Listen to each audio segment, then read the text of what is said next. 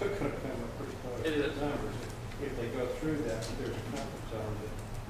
Yeah, and that we have other tools that do those types of things as well, but it's all about time.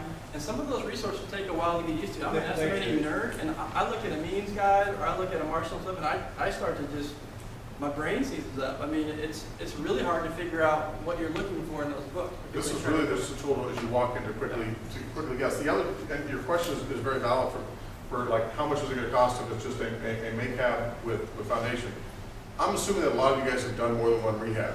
If you guys have, you should be keeping notes on what things cost, especially foundation repairs, especially HVAC. Because if you know that says, hey, this house seems to be about in the same condition as another house I did, 3-4 months ago, same sort of foundation problem, I can guess that it's going to be close to that bid. Let's say it was $5,000, it's probably going to be around $5,000, maybe $6,000. Go ahead and guess me. Again, this is just the front end analysis to get it to decide whether you even want to get it under contract or what you're going to offer. You can always go back during your option period, we'll talk about that in a second, to really drill in and get the subs out there to look and say, hey, was I right or was I wrong? Same with HVAC, same sort of thing.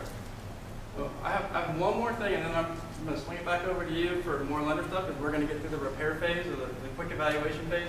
And I thought of 4 things, like there are 4 key mistakes that investors make when evaluating properties. And I'm sure you probably know 3 of the 4. If I had to take a show of hands, you would give them to me, but I'll say them in the interest of time. Number 1, I think that's probably the number 1 thing is underestimating repair costs. Probably the biggest mystery that I hear consistently. The other thing is being too optimistic about what it'll sell for. You're overly optimistic on your ARV. Third thing, and this is what the TV shows have done to us, is they leave out all the what Rick calls the quiet costs. They don't talk about transaction costs and holding costs, and there's all this fees on both ends, and the real estate agent, and all these other things that have to be accounted for.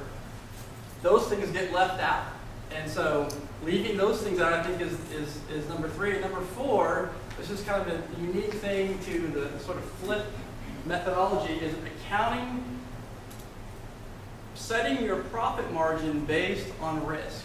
And we talk in terms of rehab risk. This is a very low risk project, this $6 square foot project. I don't need to make as big of a margin on a MACAB as I do on a remodel or a restructure. So the heavier duty the project, the more you want to up your profit margin to accommodate that. Because $20,000 might sound like nice profit, but if you're on a 1,000 square foot house at $6,000, that's great, But what if you're doing $30,000 worth of repairs on a gnarly house?